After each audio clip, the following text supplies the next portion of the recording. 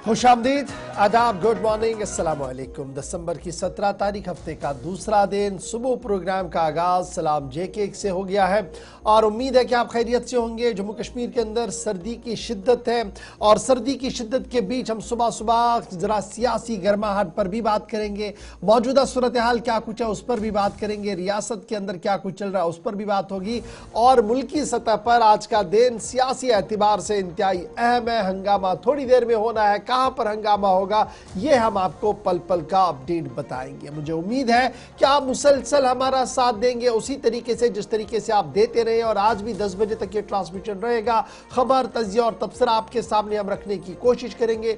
न सिर्फ खबर, तजिया और तबसरा होगा बल्कि मेहमान भी हमारे साथ ज्वाइन करेंगे और उस बड़े प्रोग्राम का एक और एपिसोड आपके सामने रखने की कोशिश करेंगे, एक और हिस्सा आपके सामने रखने की कोशिश करेंगे कि मौजूदा हालात व वाक़ात के बीच जो ऑनलाइन गैम्बलिंग है, ऑनलाइन जो जुआ है, ये कितना ख़तरनाक है। अगरचे रियासती कानून अपनी जगह है और कानून के दायरे और ज़ाब्ते इखलाक अपनी जगह है, लेकिन उसके बावजूद भी जो सूरत हाल बनी हुई है वो किस तरीके की बनी है इस पर भी गुफ्तगू करेंगे और आज इस मौजू को मज़ीद आगे बढ़ाएंगे। आपसे वादा कि आज भी आखिरी 10 मिनट हम आपके साथ बिताएंगे जब आपकी और हमारी फ़ोन कॉल्स पर बातचीत होगी। आप अपने मसाइल, मामलात हुकूमत के सामने रखेंगे इस उम्मीद के साथ कि नई मनसूबाबंदी हो रही है और नई बजट की तैयारियों में हुकूमत जुड़ चुकी है। उनके सामने हकाइक सामने आए कि आखिर रियासती अवाम को कौन से मुश्किलात दो चार है, किस तरीके से वो मसाइल से रूबरू हो रहे हैं और क्या कुछ करने की ज़रूरत है। यहाँ पर आप जब बात करेंगे तो ज़रूर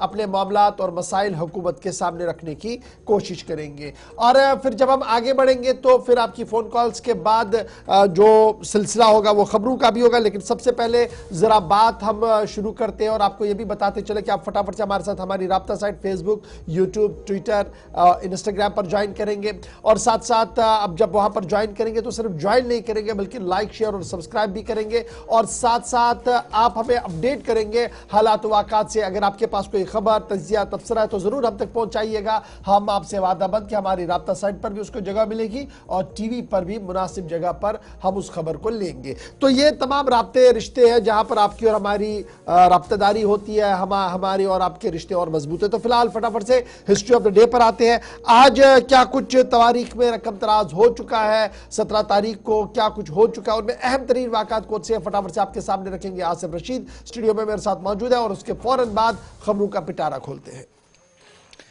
खुशामदीद, गुड मॉर्निंग, इस्तकबाल आप सबका, बहुत बहुत शुक्रिया। मैं आसिफ रशीद आपके साथ 8:38 हम और आप 10 बजे तक साथ साथ रहेंगे। मुख्तलिफ मौज़ूआत से हमें गुजरना है जिसमें खबरें हैं, तज्जिया और तबसरा एक एक करके आपके सामने फॉर्मेट के मुताबिक रखा जाएगा, लेकिन बिना किसी ताखीर के इतिहास के पन्नों को पलटने का काम जब हमने किया तो दिसंबर की 17वीं तारीख ग्रिगोरियन या अंग्रेजी कैलेंडर के मुताबिक आज के इतिहास में या तारीख में अहम वाक़यात या जो घटनाएं हैं वो क्या है, ज़रा उन पर नज़र दौड़ाते हैं। साल 1940 दिन आज का, आज से तकरीबन 84 बरस कबल महात्मा गांधी ने आज इनफरादी तौर पर जो सत्याग्रह था उस तहरीक को मुअत्तल करने का फैसला आज ही के दिन लिया, दिसंबर 17 को। 1971 में भारत और पाकिस्तान की जंग आज के दिन खत्म हुई। कल हमने विजय दिवस मनाया और 17 तारीख को या इससे पहले पहले ऑफिशियली भारत पाकिस्तान की जंग, जहां नया एक मुल्क बांग्लादेश की शक्ल में बना, वो इस तरीके से खत्म हुई जो ईस्ट पाकिस्तान तक चीजें महदूद थी। 1998 में अमेरिका और बरतानिया ने एक ऑपरेशन शुरू किया, इराक के खिलाफ बड़ी साजिश रची। ऑपरेशन डेजर्ट फॉक्स इसको कहा जाता है और इसमें हजारों लोग मारे गए, बमबारी की, और ये शदीद किस्म की बमबारी थी, आज के दिन हुई थी इराक पर।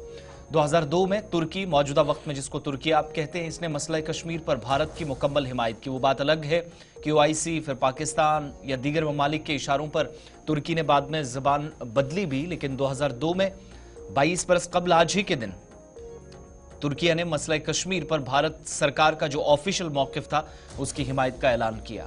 2008 में आज का दिन था। शीला दीक्षित दिल्ली की वज़ीर आला के तौर पर हल्फ लिया था और 2014-15 तक, जब तक अरविंद केजरीवाल वज़ीर आला बने, तब तक दिल्ली की तारीख में सबसे लंबे अरसे तक कोई खातून या महिला चीफ मिनिस्टर रही हो, ये उनका अपने आप में एक सियासी तौर पर एक तारीख है। कपूरथला में वो पैदा हुई थी लेकिन 2020 में इस दुनिया से वो चल बसी।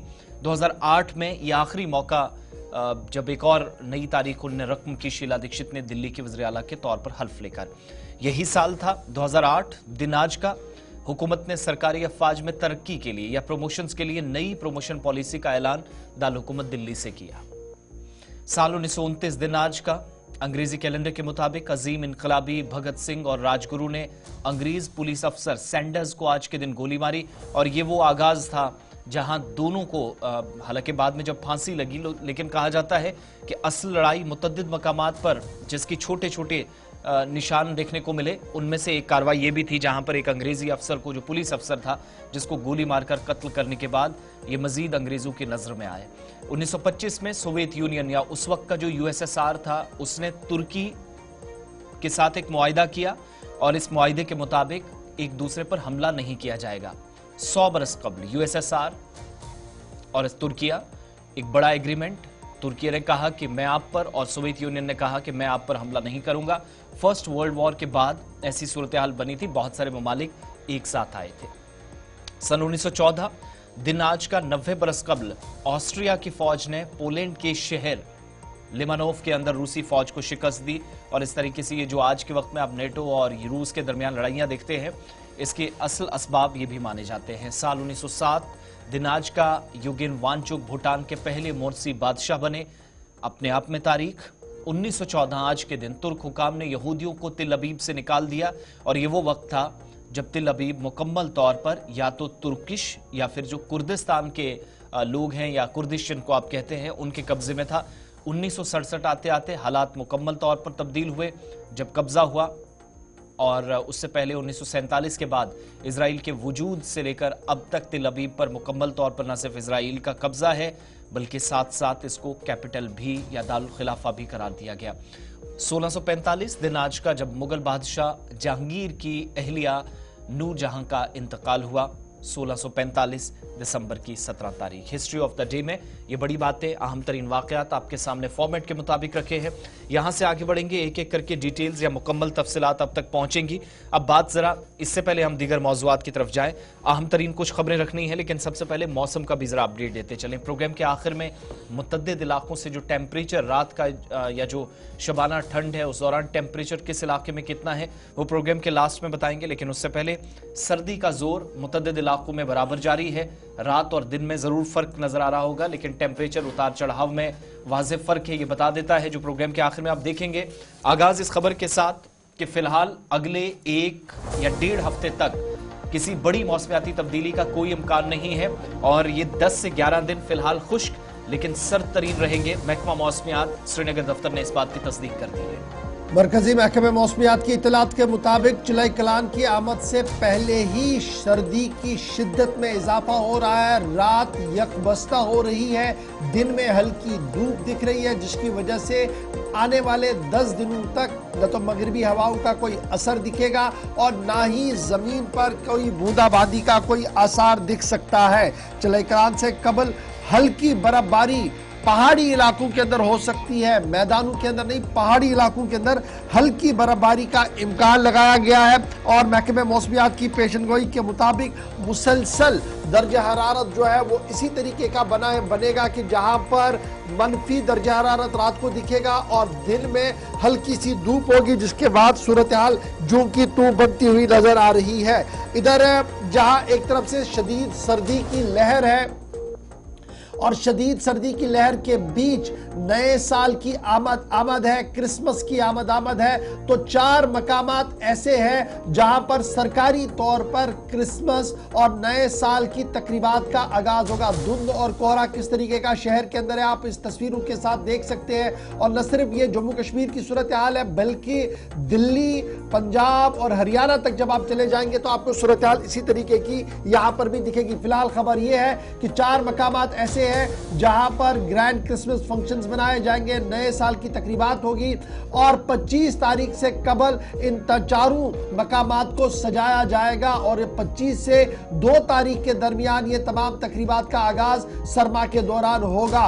और ये कहा गया कि नेशनल और लोकल आर्टिस्ट जो है फनकार जो है वो परफॉर्म करेंगे जी 25 तारीख से 2 तारीख के दरमियान मुख्तलिफ मकामात पर। महकमा सयाहत की तरफ से इस बात की जानकारी दे दी गई है। जहां एक तरफ से सरतरीन हवाएं हैं, रात यकबस्ता है, तो तमाम नजरें उन मकामात पर है जो इस वक्त इंसानी नजर के सामने आने। गुलमर्ग के मुख्तलिफ मकामात पर लोगों का अच्छा खासा रश, और उन्हीं में से द्रंग एक ऐसा स्पॉट है जो फ्रोजन लेक जैसी सिचुएशन दिखा रहा है, और वहां पर भी तस्वीरें जो है वो देखने लायक है। थोड़ी देर में वो तस्वीरें भी हम आपके सामने रखेंगे। तो आप याद रखिएगा 21 तारीख को चिलई कलान है, 40 दिन का सरतरीन मौसम जो होता है जम्मू कश्मीर के अंदर शुरू होने जा रहा है, लेकिन उससे कबल ही सूरत हाल इंतहाई यकबस्ता है। झील के किनारे मुलजमिद आज सुबह सुबह दिखे हैं, क्योंकि दर्जा हरारत जब 4-5 माइनस के आसपास चला जाता है तो झील के किनारे भी मुंजमद होते हैं। आसमान पर बादल आज आपको नजर आएंगे लेकिन बरसेंगे नहीं, इस तरीके की इतलात है। ताहम गुलमर्ग, पहलगाम और सोनमर्ग ऐसी 3 मकामात हैं जहां पर नए साल की तकरीबात और 25 तारीख यानी क्रिसमस की तारीख के दिन इंतहाई अहम तरीन तकरीबात होंगी, और सरकारी तौर पर यहाँ पर ये दिन मनाने का फैसला ले लिया गया है ताकि सयाहों की एक अच्छी खासी तादाद वहाँ पर आ सके। क्रिसमस के मौके पर केक मेकिंग फेस्टिवल का भी एहतमाम किया गया है, और होटल मैनेजमेंट जो institute of hotel management Srinagar के अंदर है, 23 तारीख को वहां पर खुसूसी तकरीब होगी। इस ज़मन में तैयारियां कर दी गई है। 24 तारीख को गुलमर्ग कल्ब के अंदर रात को तकरीब होगी ताकि 25 की तकरीब जो क्रिसमस की है वो गुलमर्ग के अंदर मनाई जाए। पहलगाम और सोनमर्ग के अंदर भी इसी तरीके की तकरीबात का एहतमाम किया जाएगा। यानी कुल मिलाकर बर्फ अभी पड़ नहीं रही है, बर्फ पड़ने के आसार बहुत कम है, लेकिन जिस तरीके का माहौल बना हुआ है इसमें सयाहों की एक अच्छी खासी तादाद गुलमर्ग, पहलगाम और सोनमर्ग तक आ जाए, इस ज़मन में तैयारियां कर ली गई है। और ये तैयारियां महकमा सयाहत की तरफ से कर ली गई है, और उम्मीदें लगाई जा रही है कि इस साल के आखिर पर सयाहों का एक अच्छा खासा रश वादी कश्मीर के अंदर होगा, जो शायद इस इंतजार में है कि नए साल का आगाज बर्फ में हो और बर्फबारी अच्छे तरीके से हो। लेकिन फिलहाल मरकजी महकमे मौसमियात का मानना और रियासती महकमे मौसमियात की पेशन गोई कि 10 दिनों के तक कोई भी बड़ी तब्दीली जो है वो देखने को नहीं मिल सकती है। ताहम बालाई इलाकों के अंदर हल्की से दरमियाना दर्जे की बर्फबारी का इम्कान है। ये तो कुल मिलाकर 10 दिन का माहौल है। रात किस तरीके से गुजरी है थोड़ी देर में आपके सामने रखेंगे, लेकिन आज सुबह सुबह तस्वीर झील की किस तरीके की है, डल के आसपास की सूरत हाल क्या कुछ है, वादी कश्मीर की सूरत हाल क्या कुछ है, वो आप इन तस्वीरों के जरिए से लगातार देख रहे हैं। शदीद सर्दी इस वक्त एंटायर जम्मू कश्मीर के अंदर है। सोबा कश्मीर सबसे ज्यादा यकबस्ता हवाओं के अंदर है। सोबा जम्मू के अंदर थोड़ी बहुत राहत आपको मिलेगी, लेकिन जो ही आप जम्मू कश्मीर की सरहदों से बाहर निकलेंगे, पठानकोट की ओर चलेंगे, पंजाब की ओर जाएंगे, दिल्ली तक चले जाएंगे, तो कोहरा इस तरीके का आपको वहां पर भी नजर इसी वजह से कई एक मकामात पर सफर करना थोड़ा मुश्किल हो रहा है। लेकिन अगर आज आप सर्द मौसम के दौरान सफर करना चाह रहे हैं तो किसी तरह की परेशानी नहीं है। Jammu Srinagar national highway open है। डलवास के मकाम पर थोड़ा स्टोन शूटिंग का मामला है। कल रात जो एडवाइजरी आई ट्रैफिक हुकाम की जानिब से, वहाँ 1 वे ट्रैफिक की बात कही गई है। अदरवाइज मुगल रूट भी ओपन है। श्रीनगर लद्दाख जो नेशनल हाईवे है वो भी ओपन है। स्लिपरी कंडीशंस की वजह से सुबह सुबह शायद परेशानियां रहती है, लेकिन चेन लगाकर गाड़ियां इन बालाई इलाकों के अंदर जाती है। सिंथन रूट भी अभी तक की मौसूला इतलात के मुताबिक ओपन तो है, लेकिन परेशानियां बीच में है। फिसलन की वजह से कई एक मकामात पर गाड़ियां रोकी जाती हैं या एहतियाती तौर पर ये इकदाम होते हैं। ये तो बात मौसम के हवाले से, और दीगर कुछ मामला भी आप तक थोड़ी देर में पहुंचेंगे, लेकिन बात जरा अब कुछ सियासी मामलात की भी करते हैं। आज दारुल हुकूमत दिल्ली पर भी सबकी नजरें मरकूज रहेंगी, और कल इस प्रोग्राम में हमने आपको बताया था कि मुल्क में एक ही वक्त पर इंतखाबात करवाना या बैक वक्त इंतखाब या 1 नेशन 1 इलेक्शन का ये जो फॉर्मूला था, क्या उस पर हुकूमत कोई पेशरफ्त करेगी या नहीं। तो कल सरगर्मियां फिलहाल नहीं होंगी, ये हमने आपको बताया था इस प्रोग्राम में। लेकिन आज जो दारुल हुकूमत दिल्ली से अपडेट मिल रहा है वो ये कि आज काफी हलचल रहने वाली है, और वो हलचल इस एतबार से क्योंकि 1 नेशन 1 इलेक्शन का बिल आज लोकसभा के अंदर पेश होगा, और मरकजी वज़ीर कानून लोकसभा के अंदर इस बिल को पेश करने जाएंगे। और इसीलिए तमाम अराकीन पार्लियामेंट जो हैं उनके लिए 3 व्हिप जारी की गई हैं, न सिर्फ भारतीय जनता पार्टी बल्कि कांग्रेस की जानिब से भी, और तमाम लोगों को, तमाम जो अराकीन हैं उनको ऐवान के अंदर मौजूद रहने के लिए कहा गया है।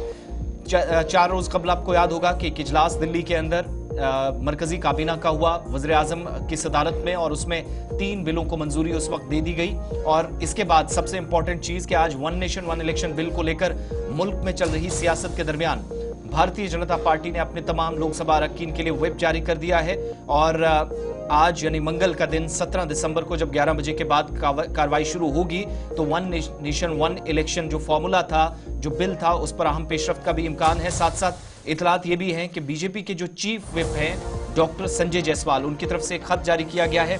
सभी अरकान को पार्लियामेंट में आज के रोज मौजूद रहने के लिए कहा गया है और बीजेपी के सभी लोकसभा अरकान को इतला दी जाती है कि इंतहाई अहम कानूनी अमल बहस और पास करने के लिए आज आपकी उपस्थिति, आपकी मौजूदगी जरूरी है, इसलिए उनको कहा गया। और इतना ही नहीं, कांग्रेस की तरफ से भी इसी तरह का व्हिप जारी किया गया है, जिसका मतलब है कि आज एक अहम पेशरफ्त वन नेशन वन इलेक्शन के ताल्लुक से जहां एक तरफ से वन नेशन वन इलेक्शन का मसवदा कानून ऐवान के सामने रखा जाएगा, वहीं पति हुकूमती जराया इस बात की तस्दीक कर रहे हैं कि शायद ये मसवदा कानून ज्वाइंट पार्लियामेंट्री कमेटी को सौंपा जाए, यानी जो ही टेबल किया जाएगा उसके फौरन बाद हंगामे के बीच इसको ज्वाइंट पार्लियामेंट्री कमेटी को सौंपा जाएगा, क्योंकि काफी ज्यादा एतराजात अभी भी कुछ सियासी जमातों को, क्योंकि सिर्फ लोकसभा और स्टेट असेंबलीज के इंतखाबात की बात नहीं है, बल्कि बल्दियाती इदारों के इंतखाबात को भी इसी में जोड़कर देखा जा रहा है। और यही वजह है कि कुछ एतराजात है और शायद ये मामला जो है किसी न किसी तरीके से ज्वाइंट पार्लियामेंट्री कमेटी तक चला जाए। न सिर्फ आज वन नेशन वन इलेक्शन का बिल टेबल किया जाएगा, बल्कि आज ही union territory law amendment bill 2024 को भी सामने रखा जाएगा। और इतलात और खबरों के मुताबिक मरकजी काबीना आज उस कानून में भी तरमीम करेगी जो कानून जम्मू कश्मीर, जो कानून लद्दाख, अपना दिल्ली और पौंडीचेरी की रियासतों के लिए है, वहां पर भी शायद एक तरमीम रखी जाएगी। और वो तरमीम क्या कुछ होगी, कुछ मुबस्सिरीन का मानना है कि शायद आज पिंडोरा बॉक्स खुल जाएगा जम्मू कश्मीर के हवाले से, जहां मुकम्मल रियासत के हवाले से भी गुफ्तगू हो सकती है, लेकिन आज वो मसवदा कानून भी ऐवान के अंदर जो है वो रखा जाएगा। तो इस बीच व्हिप जारी कर दी गई है और व्हिप जारी करने के साथ साथ जहां बीजेपी मैदान में है, कांग्रेस और हिज़्ब इख्तिलाफ की जमातों ने व्हिप जारी कर दिया। देखना होगा कि आज जब 10 बजे इजलास शुरू होगा और ऐवान की कार्रवाई के दौरान वजीर बराए पार्लिमानी अमूर इस मसवदे कानून को सामने रखेंगे तो क्या हंगामा होगा या हंगामे के बीच ज्वाइंट पार्लियामेंट्री कमेटी को भेजा जाएगा। एक तरफ से इस पर भी नजर रहेगी और दूसरी तरफ से ये जो मसवदा कानून जो यूनियन टेरिटरी अमेंडमेंट बिल्स को लेकर बात हो रही है, इनमें क्या कुछ तरमीमें हैं, इस पर भी गुफ्तगू आज होगी और हमारी नजर रहेगी। जो इसमें पेशरफ्त होगी आपको जरूर अपडेट इस जिम्मन में करेंगे। लेकिन आज इतलात और खबरों के मुताबिक अहम तरीन दिन जम्मू कश्मीर के हवाले से भी है। अगर अमेंडमेंट बिल आती है तो क्या रियासत के दर्जे की बहाली का कोई जिक्र यहाँ पर होगा, नहीं होगा, या कुछ मसवदे कानून में कुछ इस तरीके की बात होगी। एक चीज और भी, अगर अभी 8, 9 या 10 साल लग सकते हैं, बाज मुबस्सिरीन का ख्याल है कि 2034 आते आते शायद इंप्लीमेंटेशन हो। 29 में जरा मुश्किल है क्योंकि डिलिमिटेशन वगैरह बाकी भी कमेटी भी जिस तरफ रेफर करती है। इन 3 बिलों पर एक सवाल पूछा जा रहा है हमारे कुछ व्यूअर्स की तरफ से, जिसमें जम्मू कश्मीर, पुडुचेरी और दिल्ली का भी जिक्र है। अगर 29 से पहले इंप्लीमेंटेशन को लेकर कोई पेशरफ्त होती है तो वो जो हमने खबर बताई थी कि असेंबली का वो जो 5 साल का टेन्योर है शायद 6-8 महीने कम हो सकता है। Is it possible? नहीं, इसमें कल भी जो मरकजी वजारत थी उन्होंने साफ कर दिया था कि अगर कहीं पर इस तरीके का हुआ कि किसी टेन्योर में 2 साल हो गए और 3 साल का वक्फा था, तो जो नया इलेक्शन वहां पर होगा वो सिर्फ 3 साल के लिए होगा, ताकि टेन्योर इस तरीके से पूरा किया जाए। तो इस तरीके से वो है। लेकिन अब ये अगर ये मामला ज्वाइंट पार्लियामेंट्री कमेटी को चला गया तो कुछ और चीजें भी इस पर खुलकर आएंगी। लेकिन सबकी नजरें जम्मू कश्मीर के हवाले से इसलिए आज के दिन लोकसभा पर रहेंगी क्योंकि ये जो यूनियन टेरिटरी अमेंडमेंट बिल 2024 को रखा जा रहा है, जिसमें जम्मू कश्मीर का जिक्र है, दिल्ली का जिक्र है, पुडुचेरी का जिक्र है, तो इसमें जम्मू कश्मीर के हवाले से क्या कुछ बाहर आएगा वो देखने वाली बात होगी। क्योंकि आज लीडर ऑफ द हाउस भी इस पर गुफ्तगू करेंगे और हिज़्ब इख्तिलाफ के लीडरान भी अपनी अपनी बात जरूर इस पर रखने की कोशिश करेंगे। अब जरा आगे बढ़ते हैं एक और अहम खबर की और बात करते हैं मशरिकी लद्दाख की। और मशरिकी लद्दाख के अंदर एक और पेशरफ्त हो रही है और चीन की तरफ से बाज़ाब्ता तौर पर इस बात की तस्दीक कर दी गई है कि भारत और चीन के दरमियान स्पेशल रिप्रेजेंटेटिव्स मीटिंग कल मुनक्किद होने जा रही है। कल खुसूसी नुमाइंदों का इजलास, भारत और चीन के खुसूसी नुमाइंदों का इजलास मुनक्किद होने जा रहा है और ये 23वां खुसूसी इजलास होगा भारत और चीन के दरमियान जो बॉर्डर को लेकर तनाजात है, न सिर्फ मशरकी लद्दाख बल्कि दीगर मामलात भी दीगर रियासतों के ऊपर जहां से चीनी बॉर्डर सरहदें मिलती है, उसको लेकर भी कल का इजलास इंतहाई अहम होगा। बेजिंग के अंदर यह इजलास होगा और याद रखिएगा इस इजलास से कबल एक अहम पेशरफ्त हुई थी जब मरकजी वजारत खारजा जम्मू भारत सरकार की तरफ से इस बात का ऐलान कर दिया गया था कि WMCC के तहत काफी पेशरफ्त हुई थी और उसके बाद हमने देखा था कि काफी पेशरफ्त के बीच फौजें भी अपने बेसिक बेसों की तरफ वापस चली गई थी, इनखला भी शुरू हो गया था, फ्रिक्शन पॉइंट्स पर जो है वो और पेट्रोलिंग भी शुरू हुई थी, लेकिन अभी भी कुछ मामलात फंसे हुए हैं और यही वजह है कि स्पेशल रिप्रेजेंटेटिव्स बीजिंग के अंदर मुलाकात करेंगे और कल ये मुलाकात होगी। भारत और चीन के आला सतही वफ्द जो है वो आपस में मिलेंगे और डिसएंगेजमेंट, फ्रिक्शन पॉइंट्स और LAC के मामलात जो मशरकी लद्दाख के आसपास के हैं उस पर मजीद पेशरफ्त को आगे बढ़ाने की कोशिश की जाएगी।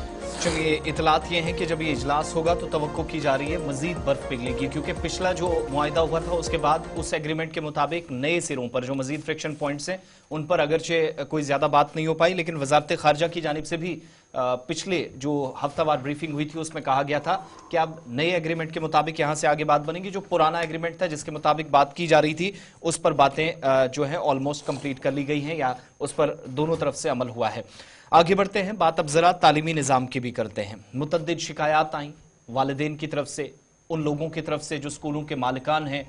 कई जगहों पर मुख्तलिफ किस्म के मामलात थे, परेशानियां तालीमी सरगर्मियों में थी, लेकिन इन सब के बीच में एक ऐसी फहरिस्त भी है, एक ऐसी लिस्ट भी है जो आज के वक्त में गैर तस्लीम शुदा इदारों की है, जिनको लेकर सवाल भी है।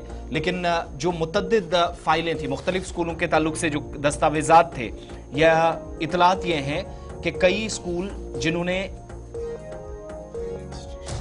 रजिस्ट्रेशन का जो मामला था, सरकारी फैसले के बावजूद भी कई माह गुजरने के बाद कोई खास पेशरफ्त इसमें नहीं हुई है और मुतअद्दिद फाइलें रजिस्ट्रेशन के हवाले से जो directorate of school education Kashmir के पास गई थी वो आज भी ज़ेरे इल्तिवा है।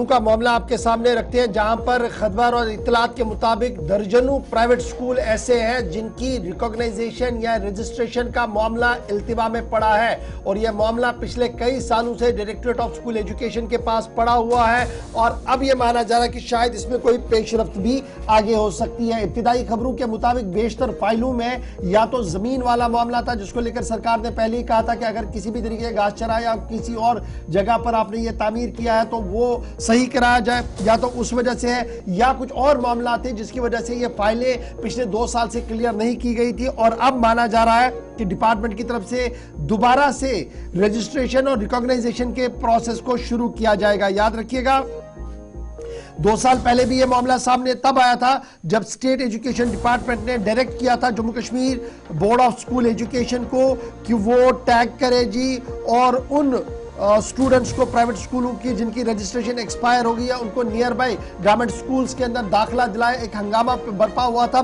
जो बाद में आगे भी बढ़ा था, लेकिन इस साल आपको याद होगा कि अक्टूबर के महीने में फिर यह कहा गया था कि एक प्रोविजनल एफिलिएशन दी जाए उन तमाम स्कूलों को जिनकी लास्ट ईयर टैगिंग हो गई थी ताकि सिस्टम जो है वो आगे बढ़ सके। और अब यह माना जा रहा है कि state board of school education और स्टेट एजुकेशन डिपार्टमेंट ने अब यह फैसला लिया है कि इन तमाम फाइलों को हतमी शक्ल दी जाएगी कि अगर किसी के तमाम तर कागजात और लवाजमात पूरे हैं तो उन्हें फाइनल किया जाएगा और जिनके नहीं है उनकी फाइलों को वापस भेज दिया जाएगा। तो इस तरीके से एक क्लियरेंस होगी कि जम्मू कश्मीर के अंदर जो प्राइवेट स्कूल्स है क्या वो तमाम जाब्ते के तहत चल रहे हैं या जाब्ते की खिलाफ वर्जी करते हुए चल रहे हैं। एक तरफ से ये भी क्लियर होगा और दूसरी तरफ से ये जो कंफ्यूजन और कियोस है कि एक स्कूल का बच्चा होता है 9वीं 10वीं में पहुंचता है तो किसी और स्कूल से वो एग्जामिनेशन दे रहा है, पिछले 2 साल से ये सिलसिला भी चल रहा है, तो इस पर भी जो वालिदैन थे वो काफी परेशान थे।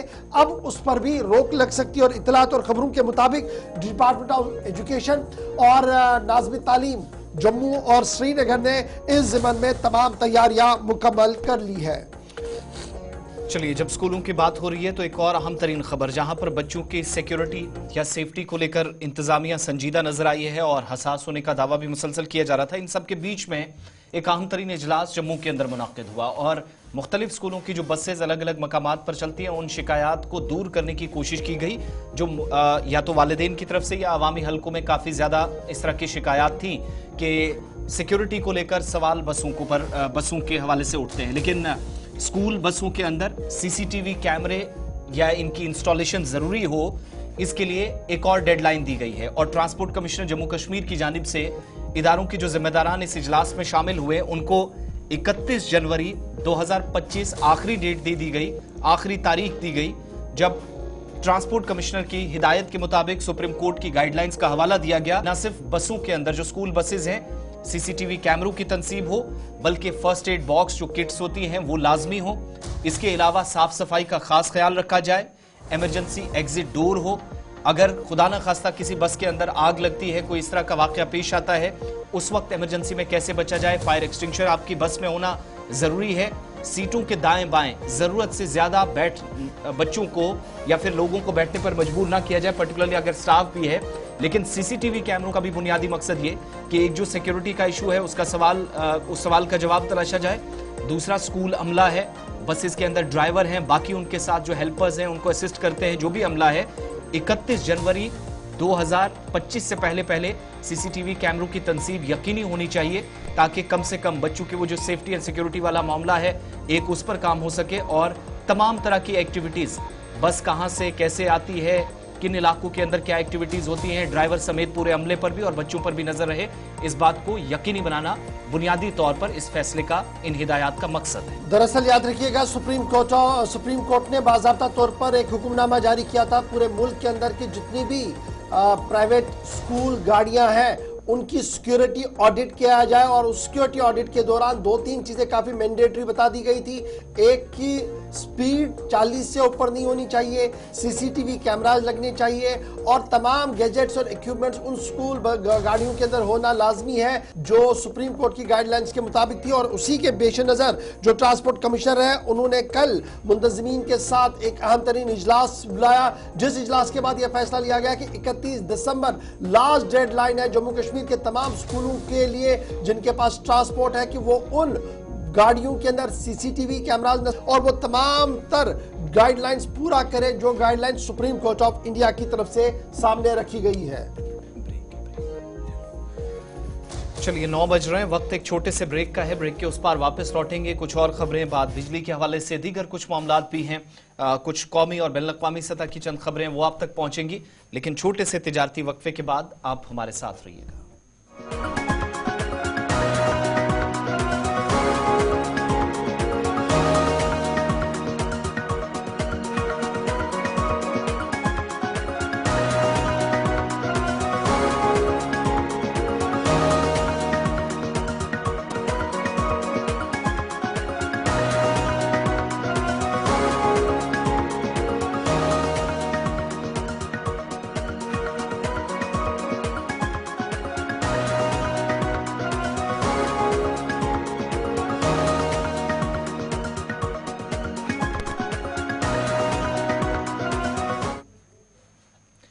ब्रेक के बाद इस्तकबाल आप सबका 9:05, 10 बजे तक हम और आप साथ साथ रहेंगे। बात जरा बिजली के हवाले से भी करेंगे और उसके बाद उन अवामी नुमाइंदों की बात जो मुख्तलिफ इलाकों के अंदर MLAs बनकर गए, लेकिन परेशानियां इसके बावजूद हैं। बिजली के हवाले से अलग अलग इलाकों से शिकायतें दोनों प्रोविंसेस से आ रही हैं। बिजली की जो गैर एलानिया कटौती है या स्केड्यूल के मुताबिक बिजली न मिलना एक परेशानी इस वक्त बन गई है। शुमाली कश्मीर से आज इतलात ये हैं कि पटन के अंदर बारामूला का इलाका, जहां पर ताजरों में नाराजगी है और इस नाराजगी के बीच जो ट्रेडर्स यूनियन है उसने आज इलाके के अंदर बंद रखने का फैसला किया है। बंद का मतलब कारोबारी सरगर्मियां बंद रहेंगी, इंतजामिया के खिलाफ नाराजगी का इजहार किया जा सकता है और PDD महकमे के खिलाफ जो इब्तदाई तफसीलात हम तक हैं पहुंची हैं कि नाराजगी काफी ज्यादा है। मजीद इस पर जरा बात करेंगे। हमारे साथ इस वक्त नासिर अहमद शाह साहब ज्वाइन कर चुके हैं जो कि सदर हैं ट्रेडर्स यूनियन पटन के। बहुत बहुत शुक्रिया नासिर साहब हमारे साथ ज्वाइन करने के लिए। खुशामदीद प्रोग्राम सलाम JK में। बंद की आज आपने कॉल दी है, क्या वो कॉल बरकरार है या किसी तरह की कोई तब्दीली? नहीं सर, कोई तब्दीली नहीं है, हमारी कॉल बिल्कुल बरकरार है। 10 बजे से शुरू होगी, इंशाल्लाह हमारा प्रोटेस्ट होगा जी। एक पीसफुल प्रोटेस्ट हम करेंगे against the PDD department of Patan, specially MD of PDD and AEE STD PDD और SC PDD के खिलाफ हमारा एक मुजाहरा होगा जो कि मेन मार्केट पटन में होगा। इंशाअल्लाह रहमान 10 बजे शुरू होगा। शाह साहब ये बताइएगा, ये जो एहतजाज है ये किस मुद्दे को लेकर है? कि बिजली की सप्लाई माकूल नहीं है या गैर एलानिया कटौतियां ज्यादा है, क्या है बेसिक बुनियादी मामला?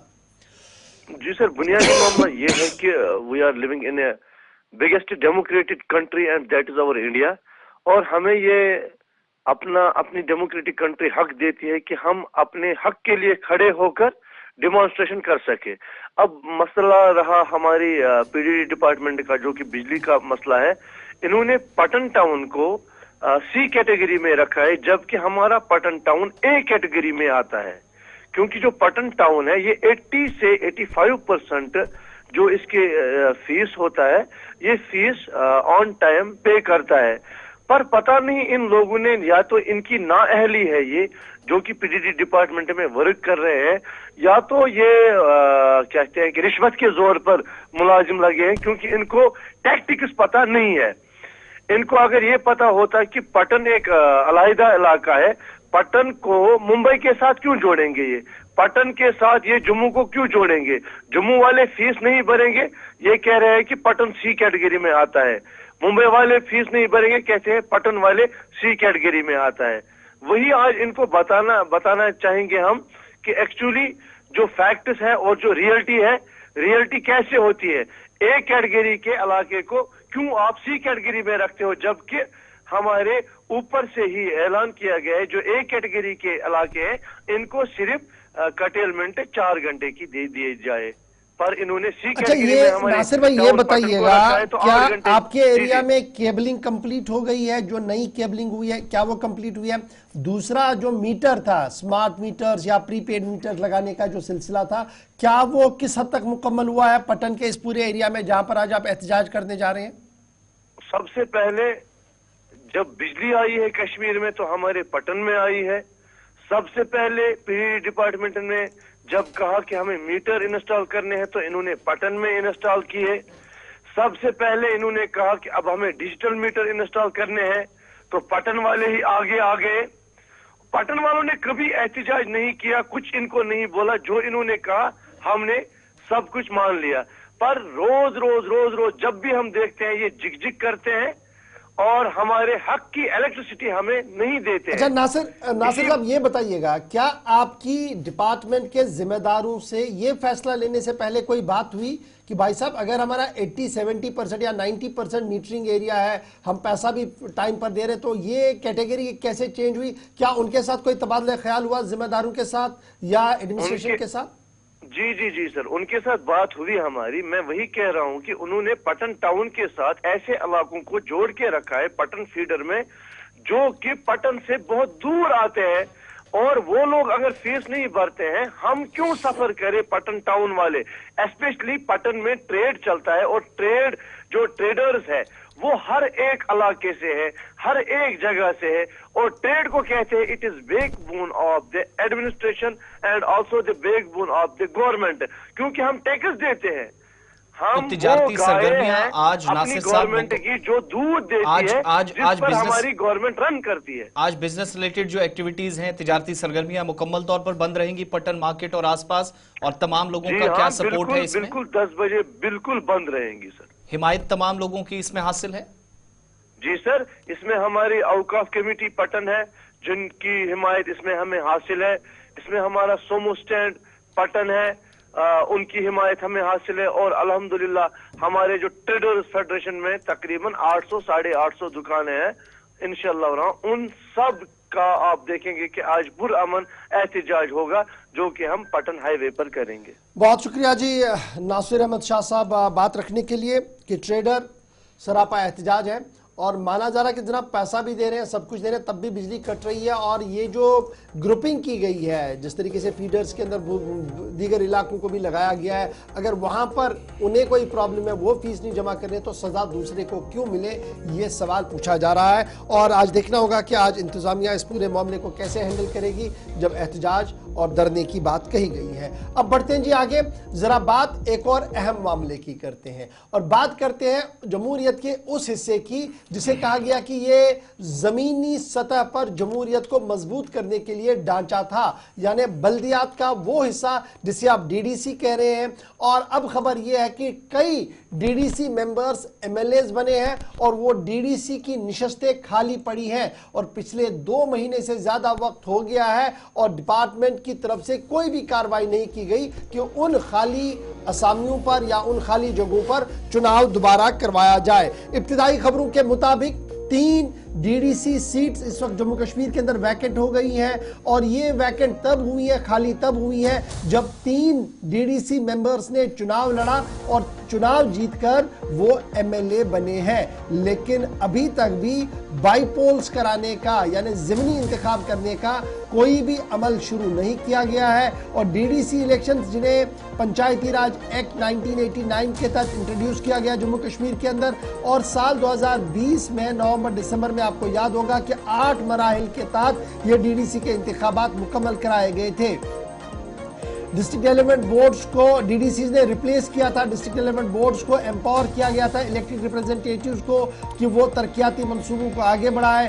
काउंसिल में तकरीबन 14 से ज़्यादा अरकान कई मकामात पर है जो मुख्तलिफ मामलात को देखते थे और प्रोजेक्टों और कामों को आगे बढ़ाने और स्कीमों को मंजूरी दिलाने में हुकूमत का मदद और ताउन भी करते थे। लेकिन स्टेट इलेक्शन कमीशन जिनकी ये जिम्मेदारी है कि वो सेक्शन 36 के तहत जम्मू कश्मीर पंचायती राज एक्ट 1989 के तहत जो खाली पड़ी कॉन्स्टिट्यूएंसीज है उनमें चुनाव कराए, अभी तक भी वो नहीं हुआ है। आपको याद होगा इससे कबल द्रगमुल्ला हाजन वहां के चुनाव नल एंड वाइट कराए गए थे, कैंसिल कराए गए थे क्योंकि वहां पर 2 कैंडिडेट्स के बारे में शिकायतें थी, तो वो भी अभी इल्तिवा में पड़ा हुआ था। और उसके बाद आपको याद होगा कि वहीदुर रहमान परा जो डीडीसी थे वो चुनाव जीते, एमएलए बने और उसके साथ साथ जो इरफान हफीज लोन थे वो भी डीडीसी मेंबर थे संग्रामा से, वो एमएलए बने, ये निशस्त भी खाली पड़ी है। और महराज मलिक जो कहरा से डोडा से थे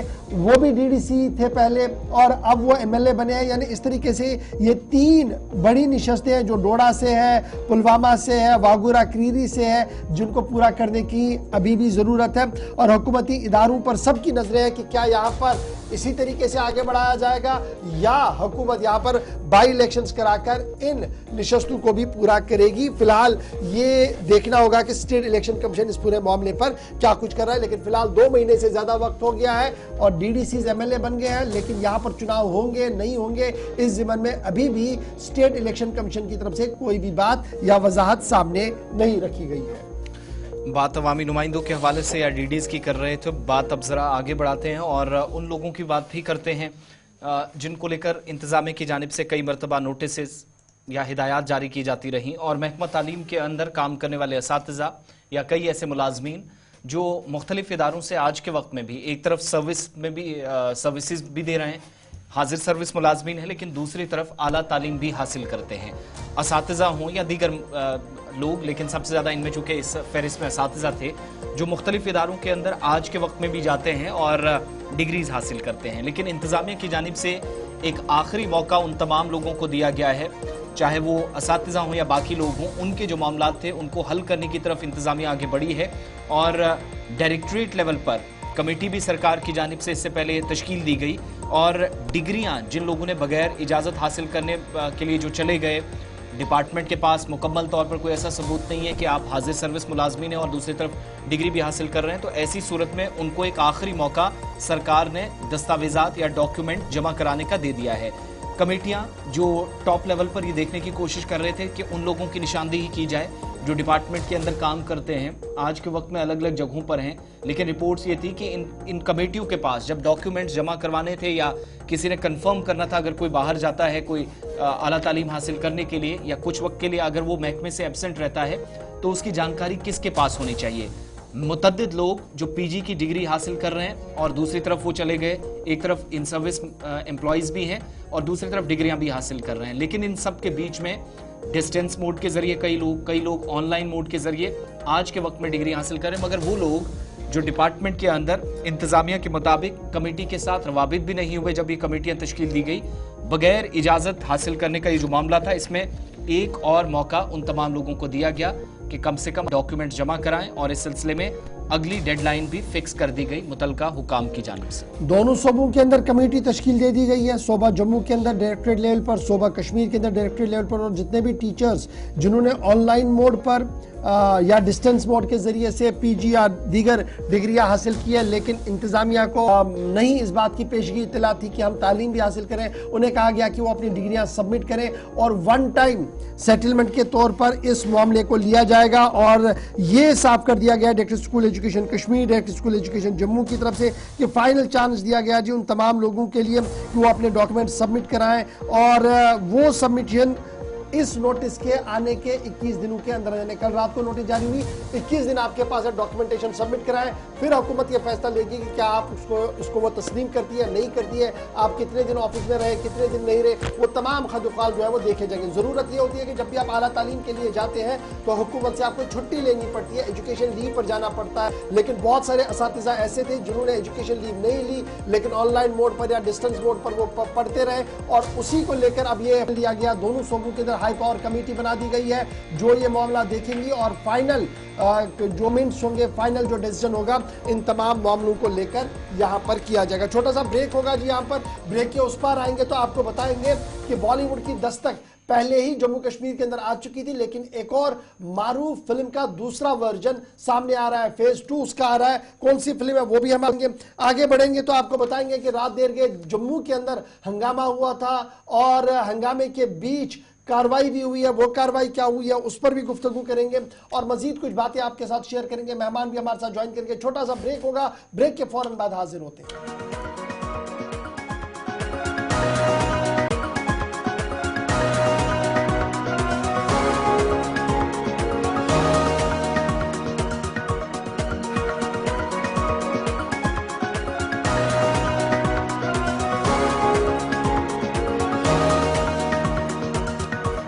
ब्रेक के बाद इस्तकबाल आप सबका, प्रोग्राम सलाम जी के आप देख रहे हैं। 9:30 बजने वाले हैं और ये वक्त होता है जब आप ख़ास मेहमान के पास भी जाते हैं। एक वो स्पेशल सीरीज़ जिसके 10-11 हमने एपिसोड अभी तक निकाले हैं ऑनलाइन गैम्बलिंग के ताल्लुक से, आगे चलकर उस पर बात करेंगे, मगर उससे पहले कुछ और ख़बरें हैं जो इस प्रोग्राम का हिस्सा हैं और बात ज़रा फिल्मी दुनिया से वाबस्ता लोगों की और फिल्म शूटिंग की।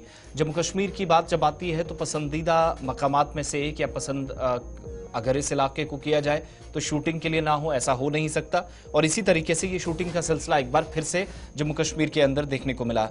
सरकार अब तक डेटा बताती रही है कि कितनी फिल्मों की शूटिंग हुई है, लेकिन सबसे बड़ी बात यह है कि बॉर्डर 2 की शूटिंग जम्मू कश्मीर में होने का इम्कान है।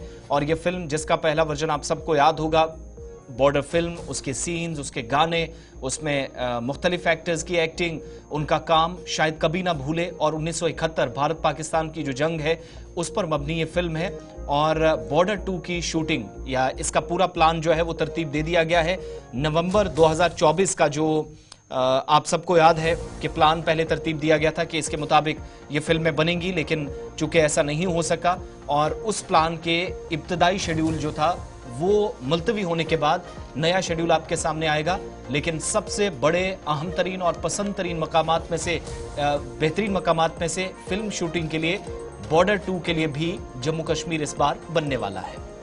फिल्म शूटिंग जम्मू कश्मीर के अंदर जारी है और बॉर्डर 2 एक और फिल्म जो है वो शूट होने जा रही है। और 1971 भारत पाकिस्तान जंग पर इस फिल्म को बना दिया गया है, तहरीर कर दिया गया है और इनिशियल शूटिंग 2024 नवंबर में होनी थी, पोस्टपोन हो गई है। लेकिन अब खबर यह है कि तमाम तर तैयारियां मुकम्मल कर ली गई है और 2 लोकेशन सेट कर दी गई है जहां पर इस फिल्म के शॉट्स को लिया जाएगा, शॉर्ट लिस्ट किया गया है। फिल्म मेकर की तरफ से यह साफ किया गया है कि न सिर्फ जम्मू कश्मीर इंतजामिया के साथ राब्ते में है, बल्कि भारत जो इंडियन आर्मी है उनके साथ भी राब्ता किया गया है ताकि इस प्रोसेस को मजीद आसान बनाया जाए। जेपी दत्ता और उनकी बेटी जो है वो लगातार इस फिल्म पर काम कर रही है और माना जा रहा है कि ये अहम तरीन फिल्म जो है जो 1971 के जंग पर बनी है ये यहाँ पर होगी और तकरीबन line of control, Poonch Rajouri का सेक्टर और दीगर मकामात पर इस फिल्म को जो है वो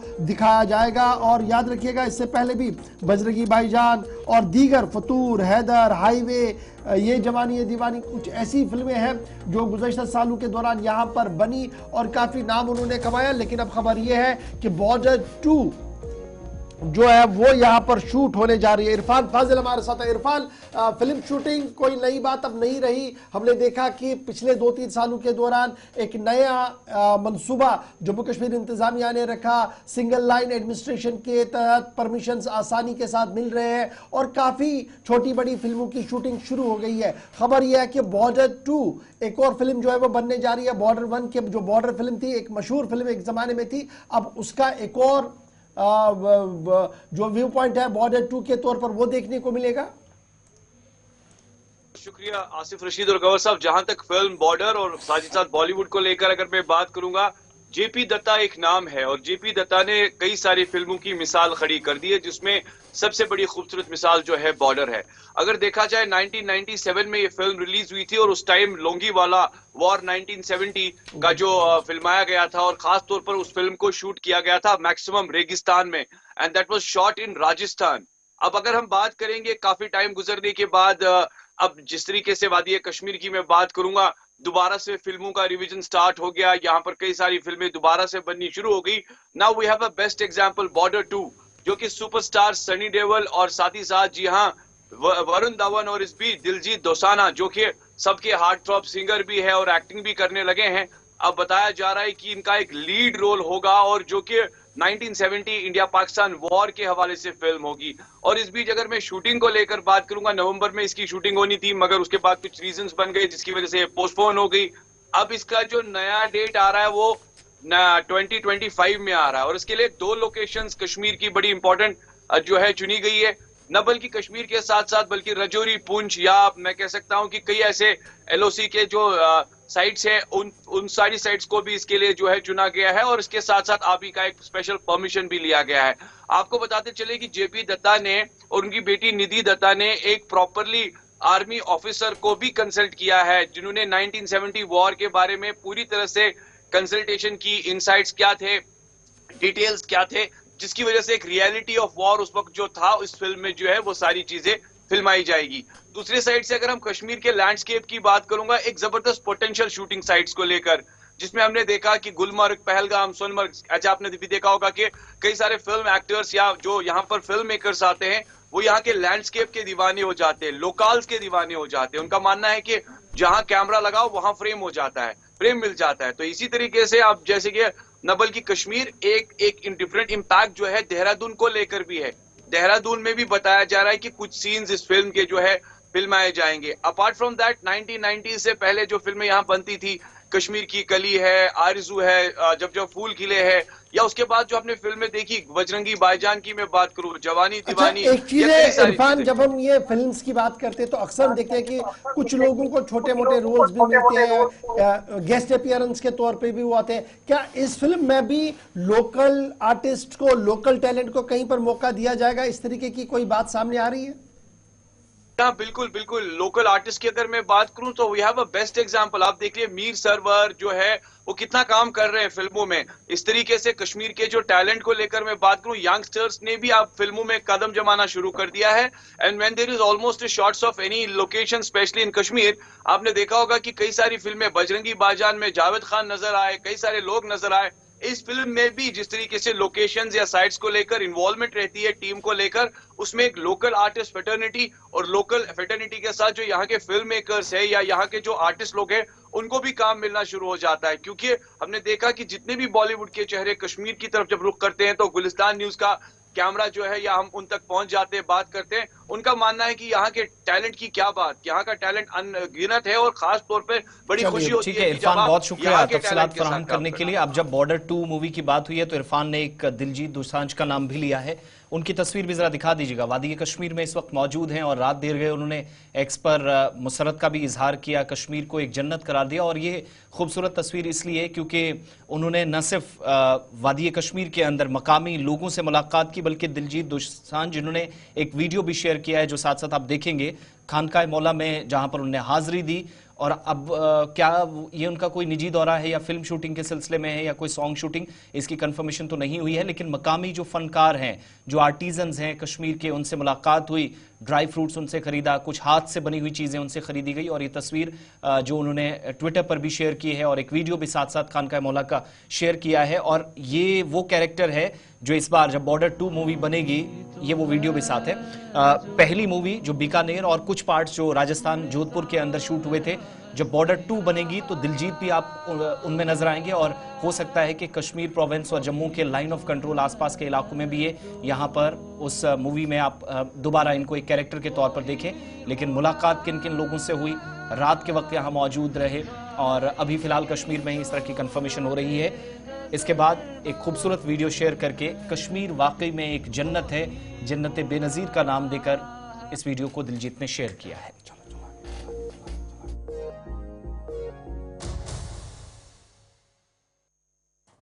बात अब जरा उस पुलिस एहलकार की जिसको लेकर शिकायतें आई और देर रात गए एक एहतिजाजी मुजाहिरा भी जम्मू के अंदर देखने को मिला।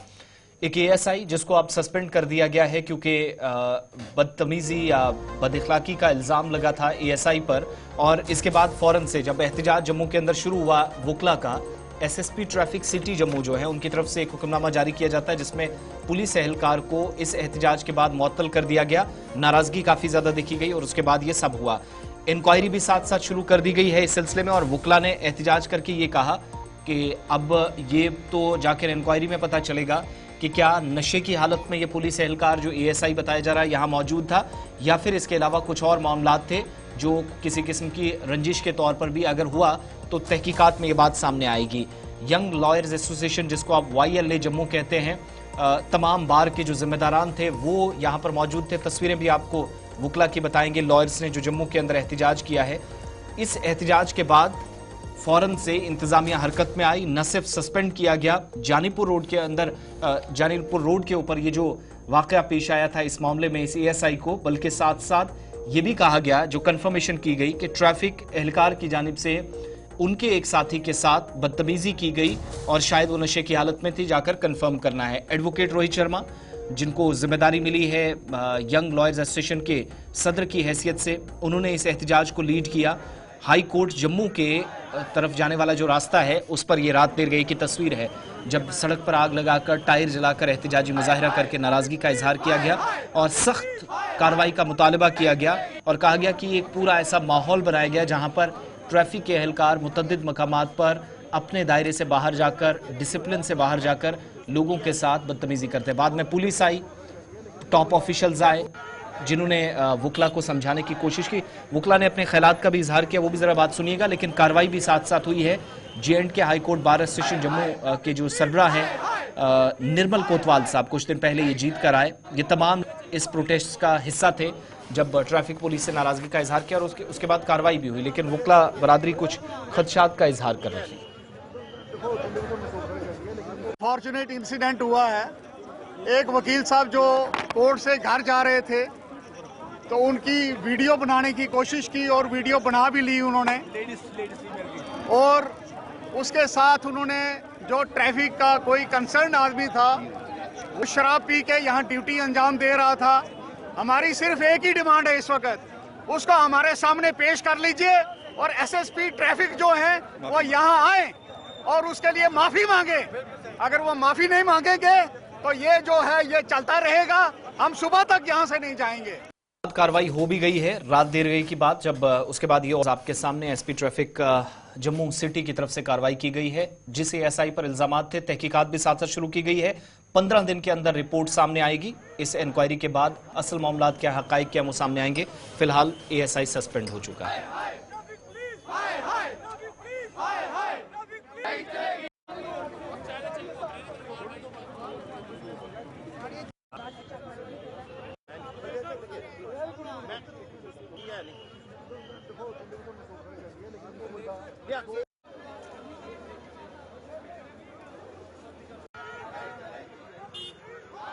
हैं आलूदगी के हवाले से जम्मू कश्मीर के अंदर कई रिपोर्ट्स इसी प्रोग्राम के जरिए हमने आपको बताई कि पोल्यूशन पर कंट्रोल पाने के लिए कोशिशें तो की गई, लेकिन मुकम्मल तौर पर इसमें कामयाबी नहीं मिली। और ताज़ा तरीन कुछ आदादोशुमार जो है भारत सरकार की तरफ से भी पेश किए गए, क्योंकि सवालात लोकसभा राज्यसभा के अंदर भी पूछे जा रहे हैं या सवालात उठाए जा रहे हैं, और इन सब के बीच में कुछ आदादोशुमार आए जिनके जरिए बताया गया कि इस वक्त असल में सूरत हाल क्या है। जम्मू कश्मीर में 8 नदियां हैं जो आलूदा है, पानी जिनका खराब हुआ या गंदा हुआ, इनकी निशानदेही करके कंट्रोल कमेटियां भी कायम की गई हैं मरकजी हुकूमत की जानिब से। इस बात की तस्दीक की गई। माहौलियात, जंगलात और मौसमियाती तब्दीली के मरकजी वजीर भूपेंद्र यादव के मुताबिक जम्मू और कश्मीर दोनों सूबों में 2022 में आदादोशुमार के मुताबिक 8 आलूदा नदियां ऐसी पाई गई जिनकी निशानदेही हुई। आइडेंटिफिकेशन के मुताबिक मरकजी वजीर के मुताबिक दरिया के इन हिस्सों में आलूदगी बुनियादी तौर पर शहरी इलाकों में जो गैर ट्रीट शुदा या जुज़वी तौर पर ट्रीट शुदा सीवरेज है उसके अखराज से आलूदगी पैदा हुई। सनती फजले की वजह से, जो इंडस्ट्रियल वेस्ट है उसकी वजह से, सॉलिड वेस्ट का गलत इंतजाम, इस पर भी सवाल उठे। सरकार खुद इस बात की तस्दीक कर रही है कि चीजें अभी भी ठीक नहीं है। इसके अलावा सीवरेज और फ्लुएंट ट्रीटमेंट प्लांट्स पर ऑपरेशनल मसाइल, गंदगी और बाकी जो गैर नकाती जराया हैं उनसे भी मंसूब है। और मरकजी वजीर के मुताबिक भूपेंद्र यादव जब जवाब दे रहे थे तो कहा कि मजमूई आलूदगी फैलाने वाली जो सनत GPI है जो चल रही है और माहौलियाती मयारात की तामील भी करती है, GPI की तारीफ तो की गई, लेकिन कहा गया कि सनती फजला जो इंडस्ट्रियल वेस्ट है वो भी मुख्तलिफ इलाकों के अंदर आबी ज़खायर को नुकसान पहुंचा रहा है। एक इस बात की निशानदेही हुई 8 नदियों से। इसके अलावा मुख्तलिफ इलाकों के अंदर कहा गया कि पानी के रास्तों में गंदगी या जो फजला या कहीं पर सीवरेज ट्रीटमेंट प्लांट्स का जो अखराज है वो भी परेशानी का सबब बन रहा है। मुल्क भर के अंदर 311 आलूदा रियाई हिस्से या 279 नदियां ऐसी पाई गई जिनमें 8 जम्मू कश्मीर शामिल है। और central pollution control board CPCP जिसको आप कहते हैं, इसकी तरफ से 2019 और 21 में मुसलसल तब से ये निगरानी चल रही है। रिपोर्ट्स इसने तैयार की और कंट्रोल कमेटियां तश्कील पाई हैं, लेकिन इस बात की तस्दीक हुई कि 8 ऐसे इलाके, 8 नदियां जो आलूदा पाई गई।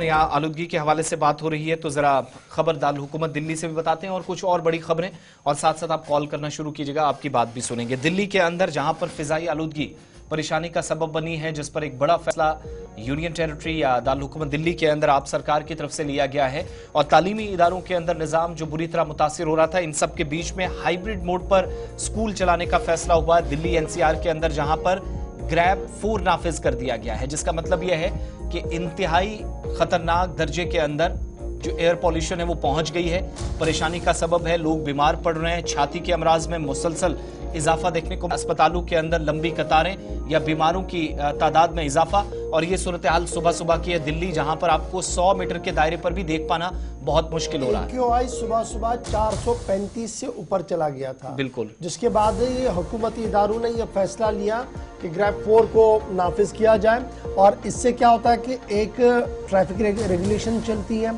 फिर जो गैर ज़रूरी दफ्तरों में मुलाजमीन आते हैं उनको हाइब्रिड मोड पर लाया जाता है ताकि वो घर से काम करें। और स्पेशली निज़ाम तालीम के अंदर ये दिल्ली के अंदर एक बड़ा झटका लगा, तीसरी बार लगा इस महीने के दौरान, जब एक फिर ऑनलाइन मोड पर तमाम स्कूल जो है चले गए हैं। NCR समेत दिल्ली के अंदर सूरत हाल इस वक्त इंतहाई तशवीशनाक है।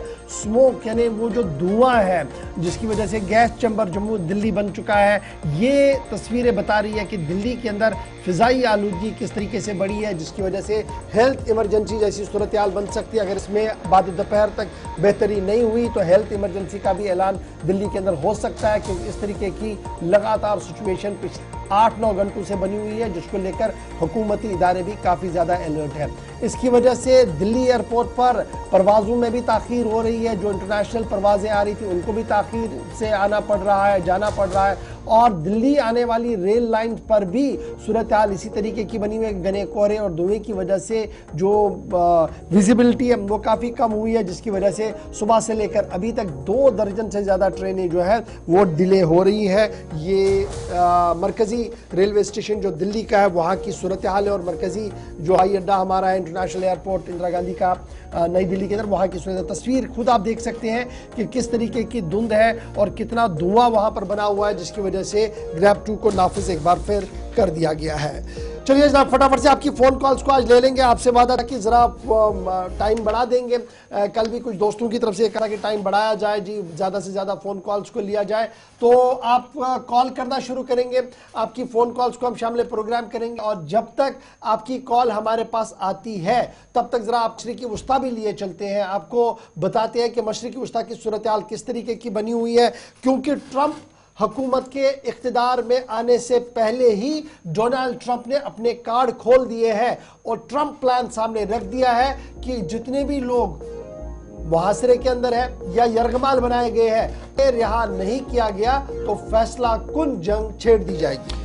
बिल्कुल, फिर से धमकी दी गई। 2 हफ्तों के दौरान दूसरा बयान, कहते हैं कि 20 जनवरी को आऊंगा, फिर मामले को देखेंगे, अब जो होगा वो कतई खुशगवार नहीं होगा। और 20 जनवरी के बाद पहला जो स्टेटमेंट उनका था उसमें वो कह रहे थे कि अगर यरगमालियों की रिहाई हुई तो मशरिक़ वस्ता को या फिर मिडिल ईस्ट को डोनाल्ड ट्रंप के मुताबिक वो इसको जहन्नुम बना देंगे। फिर से उन्होंने एक बार फिर से, चूंकि अभी मनसब संभाला तो नहीं है, 20 तारीख के बाद आएंगे, लेकिन अगर यरगमाली रिहा न हुए कयामत टूट पड़ेगी। डोनाल्ड ट्रंप के मुताबिक गजा जंग के बारे में इजरायली वज़ीर आज़म नेतन्याहू से बहुत अच्छी गुफ्तगू हुई, जो हो रहा है इस तरह तबादला ख्याल किया गया। और देर रात गए इजरायली वज़ीर आज़म की ट्रंप से टेलीफोनिक गुफ्तगू जब हुई तो डोनाल्ड ट्रंप ये मानते हैं कि उन्होंने नेतन्याहू से साफ कहा कि 20 जनवरी को आऊंगा और इस मामले को फिर देखेंगे। फ्लोरिडा में मीडिया से भी उन्होंने गुफ्तगू की, फिर से धमकी देते हुए डोनाल्ड ट्रंप के मुताबिक हमास को कह चुका हूं कि अगर 20 जनवरी तक मेरे सदारती मनसब संभालने से कब्ल इजरायली यरगमालियों को रिहा न किया गया तो एक कयामत टूट पड़ेगी। साथ साथ अमरीकी सदर जो मुंतखब हुए हैं 20 तारीख को जिम्मेदारी संभालनी है, सदारती मनसब संभालने तक वो ये एक्सपेक्ट कर रहे हैं कि कोई मुआहिदा हो, बातचीत हो, शायद जो मुज़ाकराती अमल चल रहा हो उस पर कोई बात हो। लेकिन ट्रंप ने एग्जैक्टली किन अल्फाज का इस्तेमाल किया, जरा वो भी आपको सुनाते हैं जब वो फ्लोरिडा में एक प्रेस कॉन्फ्रेंस से खिताब कर रहे थे। The Putin question, but I will comment on Bibi. We had a very good talk. We discussed what is going to happen, and I'll be very available on January 20th, and we'll see. As you know, I gave warning that if these hostages aren't back home by that date, all hell's going to break out, and very strong. But we generally just discussed. I asked him, where are things? Mike Waltz they're doing a great job, by the way. Everybody is very happy. I think he's doing a fantastic job. But he was very much involved in the call. But it was a recap call more than anything else. Donald Trump की बात। दूसरी तरफ Hamas की जानिब से मुज़ाकराती अमल एक अच्छे माहौल में हो रहा है और ये भी कहा जा रहा है कि डील के तकरीबन करीब पहुंच गए हैं, जहां से यरगमालियों को शायद मरहलेवार बुनियादों पर छोड़ा जा सकता है। आगे बढ़ते हैं, खबरों पर यहां जरा रोक लगाते हैं, सीधा कॉलर्स की तरफ चलेंगे। कॉलर्स हमें ज्वाइन कर रहे हैं, जो बार बार कॉल करते हैं वो थोड़ा बचे, नए लोगों को मौका मिलना चाहिए। चारों हेल्पलाइन नंबर्स आपकी स्क्रीन पर आ रहे हैं और सबसे इंपॉर्टेंट चीज ये कि जब आप कॉल करेंगे तो टीवी की आवाज बंद करें। फर्स्ट कॉलर हमारे साथ लाइन पे। हेलो, नमस्कार सर। जी नमस्कार। मैं राजेंद्र दार बोल रहा हूँ सर, यकटी टाउनशिप से। जी राजेंद्र जी। सर यहाँ पर पहले कर्मचारी तो वो सफाई ठीक ठाक करते थे, अब नया लगा दिया तो 50 की जगह 25 लगा दिया उन्होंने कर्मचारी को। जी, ये पॉइंट 1 है। पॉइंट 2 है सर, डीसी रिलीफ हर वेडनेसडे को यहाँ पर आते, खाली नोट करते। 1 साल से उन्होंने खाली नोट किया। यहाँ की जो फ्लाइट की खस्ता हालत है, सड़कों की खस्ता हालत है, उस पर अभी तक 1 साल से गौर नहीं किया। और दुकानें जो बोल रहे थे 4 दिन में अलाटमेंट कर दी, 3-3 हफ्ते हो गए सर, अभी तक वो शॉप ही अलाटमेंट नहीं किया। तो क्या हम ये माने कि एडमिनिस्ट्रेटिव पार्ट पर लैतुलैल हो रहा है या कोई और भी दिक्कतें हैं जिनको लेकर इंतजामिया थोड़ा सा इस तरीके से है? सर हमारा तो रिलीफ डिपार्टमेंट अंडर आते हैं। हर वेडनेसडे को रिलीफ सर भी आए थे, रिलीफ कमिश्नर सर भी आए थे जी, और उन्हें अपनी जितनी पार्टियां थी जिस डिपार्टमेंट में थे उनको भी बुलाया था। खाली नोट करते रहे 1 साल तक, कोई गौर नहीं किया उन पर। चलिए बहुत शुक्रिया जी, आपकी कॉल का जरूर अथॉरिटीज तक प्रोग्राम के जरिए बात पहुंचती है। नेक्स्ट कॉलर हमारे साथ। हेलो। हेलो, नाम बताएं, कहां से? सुरेश सर करें जनाब। जी सुरेश जी साहब। सुरेश जी, ठीक सर, ठीक बिल्कुल ठीक सर। अर्ज रसा ये कि स्मार्ट बस ना पकान अहन अक्शन पकान टाइमस पे ब्याक कंडक्टर रटान बोन कन पोस तिम रटान बोन कन पोस अत गई SRTC। बिल्कुल ये कथ तुम सही कि अत पे स्ट्रीम लाइन करो, और मुझे उम्मीद है कि जो जिम्मेदार हैं वो ज़रूर इसकी ओर समझेंगे कि ये SRTC इसका ना हाल हो, बल्कि ये सही तरीके से चले। इसमें जो कमियां और खामियां दिख रही है उन्हें दूर किया जाए। आपने एक अच्छा पॉइंट रखा है, कश्मीर भी यही प्रॉब्लम है, जम्मू भी यही प्रॉब्लम है, इसको ज़रा दुरुस्त कर देते हैं। ज़रूर मुझे उम्मीद है कि कंसर्न मिनिस्टर साहब तक ये बात जाएगी और वो इसको ज़रा रिव्यू में इस बात को रखेंगे। जी एक और कॉलर है जी। हेलो। हाँ, good morning sir. Good morning जी। सर मैं DS कटोच डोडा से बोल रहा हूँ सर। जी सर हमारा एक लिंक रोड बना हुआ था 2017-18 में, उसकी ब्लैक टॉपिंग नहीं हुई है। नाशला टू कान्हाल डिस्ट्रिक्ट डोडा वेस्ट में है, ये डोडा वेस्ट में। तो सर उसकी ब्लैक टॉपिंग की फाइल 3 साल से वहाँ लटकी हुई है कमिश्नर ऑफिस में, तो उसको ब्लैक टॉपिंग के लिए कुछ भी नहीं कर रहे हैं सर। प्लीज इसका होना चाहिए, वो रास्ता बिल्कुल खराब हो गया है सर। आपके MLA साहब कौन है? शक्तिराज परिहार जी। शक्तिराज परिहार साहब, बहुत शुक्रिया जी कॉल उनके करने नोटिस में मामला इस प्रोग्राम के जरिए भी आएगा, जरूर राब्ता करने की कोशिश करेंगे। नेक्स्ट कॉलर हमारे साथ लाइन पे। हेलो हेलो जी, नाम बताएं, कहां से? हेलो, मेरा नाम अख्तर अहमद है, मैं मलबाग। जी बताएं। मलबाग में डांगपुर और अच्छाबाग के बीच हमारी ड्रेन प्रॉब्लम है पिछले 10 साल से। तो बीच वाला इलाका, जो साइड वाले इलाके, उसमें ड्रेनेज आ गई, तो बराए करम यहाँ पर ड्रेन होनी चाहिए, जिस वजह से अब कौन सा इलाका छूट चुका है बीच में? बीच में ये जो इंजीनियर स्कूल बीच में मलबाग में अच्छा बाग उसको बोलते हैं, अच्छा बाग वाला एरिया, क्योंकि मलबाग में ऑलरेडी ड्रेन बन चुका था ना, इसलिए मुझे थोड़ा सा जहन में है ये। हाँ प्लीज, अब इस बार हो सकता है कुछ। चलिए, बहुत शुक्रिया। अच्छा बाग का इलाका है जहां पर मलबाग के आसपास का, जहां पर अभी ड्रेन बननी बाकी है। उम्मीद तो यही है कि नई मनसूबाबंदी हो रही है, नया प्रोग्राम हाथ में लिया गया हुकूमत की तरफ से, जरा इसकी ओर भी वो तवज्जो देकर ये छोटे छोटे काम हो जाए ताकि मसाइल हल हो सके। चलिए जी, एक और कॉलर हमारे साथ है जी। हेलो हेलो हेलो, अस्सलाम वालेकुम जी। वालेकुम अस्सलाम वरहमतुल्लाह। मैं गुलाम मोहम्मद बारामुल्ला पे बोल रहा हूँ जी। गुलाम अहमद धन्यवाद। मे पावर थोड़ा प्रॉब्लम मे थोमुत 7 मीटर दूर लगे, मीटर का 2 मीटर, मगर मे तथ आउटपुट मे लंग तार। यह मामूली मसले AWE साहब कर साहब त्र वोन मे जी। तुम वन क्या वन मौसम ना ये क्या वन यह कोता रात बारामूला कुछ जाए दुह मॉनिटर। चलो इंशाल्लाह बारामूला स्टेशन थवनाओ जिक्र जरूर वुचना सह कित पॉसिबल ग इंशाल्लाह जरूर थवनाओ। चला शुक्रिया कॉल करने में। एक और कॉलर दे दीजिएगा जी। हेलो हेलो, अस्सलाम वालेकुम जी। वालेकुम अस्सलाम। मैं रोहिणी से बोल रहा हूँ जी जी जी। जेके बैंक के बारे में कुछ कहना था मुझे। जी जी हेलो, जी आपकी आवाज आ रही है? बिल्कुल आवाज आ रही है आपकी। हाँ, ये जेके बैंक जो रोहिणी का ब्रांच है, वहाँ पे मैनेजर है, मैं उनका नाम नहीं लेना चाहूंगा, लेकिन जेके बैंक वाले समझ आएंगे जी। उनका लोगों के प्रति कोई मतलब ठीक ये नहीं है बर्ताव उनका, जो भी है वो अननेसेसरी अकाउंट में पैसे काटते हैं, कोई रीजन देते नहीं है, पता नहीं कोई किसी भी बात को पर्सनल ले लेते हैं। तो मैं जेके बैंक के जो भी ऑफिसर्स वगैरह हैं उनसे रिक्वेस्ट करना चाहूंगा इस मामले को जरा देखें, क्योंकि ये लोगों के साथ तो बिल्कुल इनका बर्ताव ही उस तरह का नहीं है। उनको सोचना चाहिए था कि मैं पब्लिक का सर्वेंट हूँ यहाँ पे।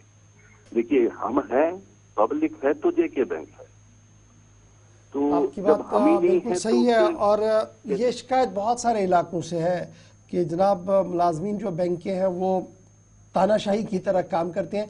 आपने एक स्पेसिफिक पॉइंट उठाया, मैं आपसे वादा करता हूं कि इस मामले को बैंक की जिम्मेदारों तक पहुंचाया जाएगा और किसी न किसी तरीके से इसको एड्रेस कराने की कोशिश करता हूं। बहुत शुक्रिया भाई कॉल करने के लिए। एक और कॉलर दे दीजिएगा जी। हेलो क्या करेंगे? हेलो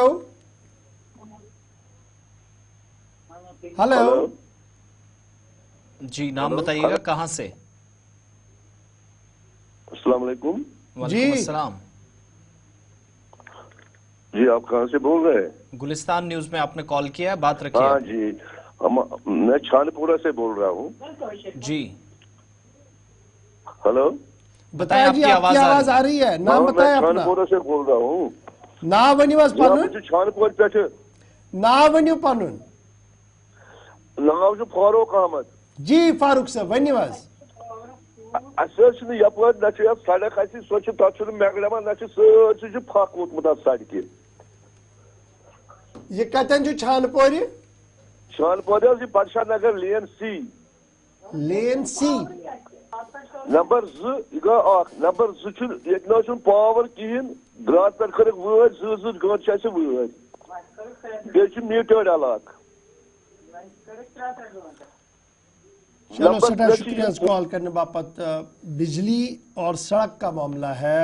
बिजली वाले मामले पे तो मैं कुछ कह नहीं सकता हूं, लेकिन सड़क वाले मामले पर आपसे जरूर वादा है कि आपके मज़कूरा एमएलए तक भी यह बात जाएगी, जिम्मेदारों तक भी जाएगी, ताकि ये जो मनसूबाबंदी अब हो रही है नए प्लान को लेकर, उस पर कहीं ना कहीं इस पर काम हो सके। कॉलर दे दीजिएगा जी। हेलो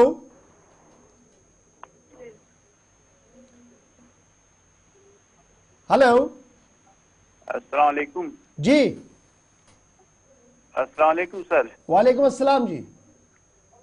सर अस गुजारिश सर्टिफिकेट मुतलिक कमन सर्टिफिकेट मुतलिक यम EWS सर्टिफिकेट नीटस मज लगान सर कैंचन मकान तमन जमित मकान ये तुम लकुट मकान तमन कड़ान तुम सर्टिफिकेट बाकी बचन धोख ग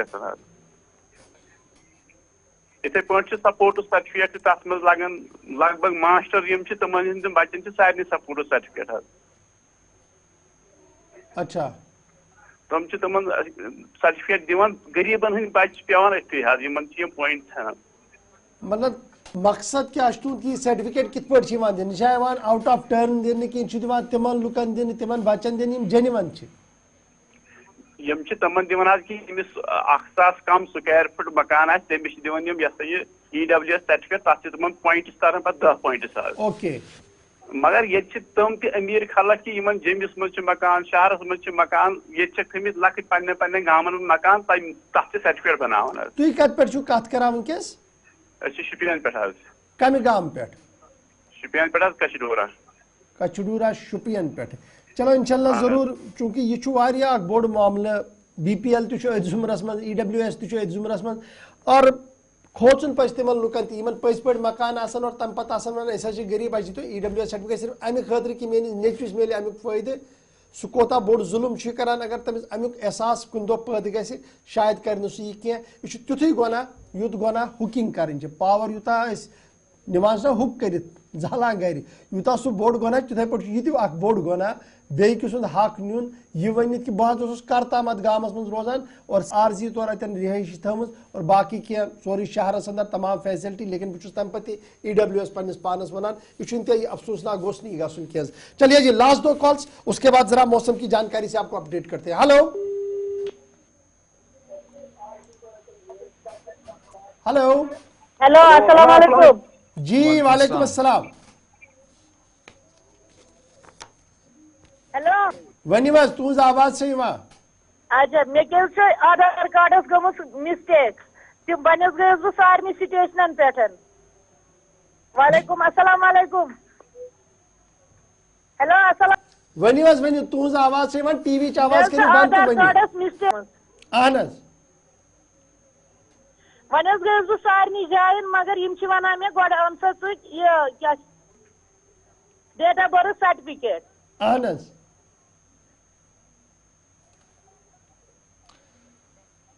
बहुत शुक्रिया आपकी कॉल का। आधार के लिए बड़ा इम्पोर्टेंट है। अगर आपने कोई भी आधार कार्ड तिम न माननी तिम वन गस गोड़ हर तो तत अन गोड़ यह तम वर अगर तुम करेक्शन कर तथ फॉर्मेट बनित सह फॉर्मेट योताम तुम पूर करो तोताम हे तुम डेट ऑफ बर्थ ठीक गि ना नाव ठीक गि ना कह चीज तथ अंदर ठीक गि चाहे सह ऑनलाइन चेकआउट लिस्ट योताम तम डॉक्यूमेंट तथ अंदर गसन तोताम हे सह फॉर्म तुम एक्सेप्ट कर यन तम सह कत वन सह सही लेकिन तुम पे सोचुन कि यह कित पे ठीक गि और कमिस अफसर सुन लिखित अन तथन अनु सह लिखित।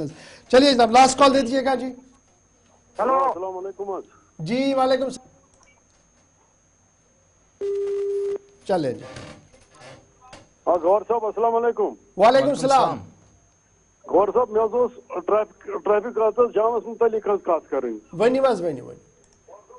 ताज होटल लाल चौक अहन अत पे ताकि रेड क्रॉस रोडस तान सो जैमिंग अत हरस दुकान यह तमो जैम कोर्मुत दशिन दुकानदार हजरात जन स्पेयर पार्ट्स कनान अत त्रे लान लगित कह पकि तो पकि कपर सो जैमिंग गसान बराबर पे और कोठी बाग तान जैम जाम अपर आज कर तो इन ट्रैफिक हुकामन अतना कह प्लीज मेहरबानी। चलो मे उम्मीद कि एसपी ट्रैफिक सबस तम तम तहसानी बोजान तीन जिम्मेदार तहसानी बोजान और यह बिल्कुल तुज कत सही अम सात तोतन वातान ताज होटल किस तुरवतिस पे वातान तम पे क्रॉस कर इंतहाई मुश्किल तिक दक्षिण खोफर किन रेड क्रॉस रोड कुन अंदर कुन तत अंदर सूरत हाल यह और ब्रोह कुन यम सात पकान ततन ऑलरेडी सूरत हाल वारिया खराब आसान। मे उम्मीद कि ट्रैफिक निज़ाम बेहतर बनाने बापत थवन तिम ओकुन जोन एसपी ट्रैफिक सब थी। चलिए जी अब जरा वेदर अपडेट की ओर आते हैं फटाफट से आपको बताते हैं कि रात किस तरीके से गुजरी और डिटेल सामने आ चुकी है। -5.3 यानी -5.3 डिग्री रात का दर्जा हरारत शहर श्रीनगर का रहा है, श्रीनगर डिस्ट्रिक्ट का रहा है। काजीगुंड के अंदर -6.0 डिग्री रिकॉर्ड किया गया। कुपवारा के अंदर -5.6, पहलगाम के अंदर -6.8 और गुलमर्ग -4.0 डिग्री रिकॉर्ड किया गया। और सोनमर्ग के अंदर सर्दतरीन रात निकली है जी -7.7 डिग्री और कोकरनाग के अंदर -5.7 डिग्री, पुलवामा के अंदर -8.5 डिग्री, बड़गाम और शोपियां भी सूरत हाल दर्जा माइनस ही रहा है, 6 और 8 के दरमियान रहा है। जम्मू सूबे की ओर आते हैं तो सूरत हाल थोड़ी सी बेहतर है। रात 4.9 डिग्री गुजर चुकी है जम्मू शहर के अंदर। बानिहाल के अंदर शदीद सर्दी -3.8, भद्रवाह के अंदर 0.8 डिग्री रिकॉर्ड किया गया है। कटरा के अंदर 6.7 थोड़ी और पुंछ के अंदर भी 0.7 डिग्री रिकॉर्ड किया गया, लेकिन दोनों जगहों पर आज धूप रहेगी। और लद्दाख यूनियन टेरिटरी की सूरत हाल ये है कि करगिल के अंदर -12.5 डिग्री रात का दर्जा हरारत रिकॉर्ड किया गया। लेह के अंदर -8.8 डिग्री रिकॉर्ड किया गया और द्रास सरतरीन इलाका -19 डिग्री रिकॉर्ड किया गया। तो ये सूरत हाल थी जनाब मौसम के मिजाज की, जिस दौरान आज मतला बरालूद वादी के अंदर रह सकता है, हल्की धूप भी देखने को मिलेगी, लेकिन इन तमाम चीजों के बीच सरतरीन हवाएं वादी कश्मीर के अंदर और जम्मू सूबे के मुख्तलिफ इलाकों के अंदर भी देखने को मिल सकती है। फिलहाल 10 बज रहे हैं। आसिफ रशीद और मुझे देंगे आप इजाजत इस उम्मीद के साथ कि कल सुबह एक बार फिर मुलाकात होगी प्रोग्राम सलाम जेके में। आप बने रहेंगे हमारे साथ, हमें दे इजाजत। अल्लाह हमें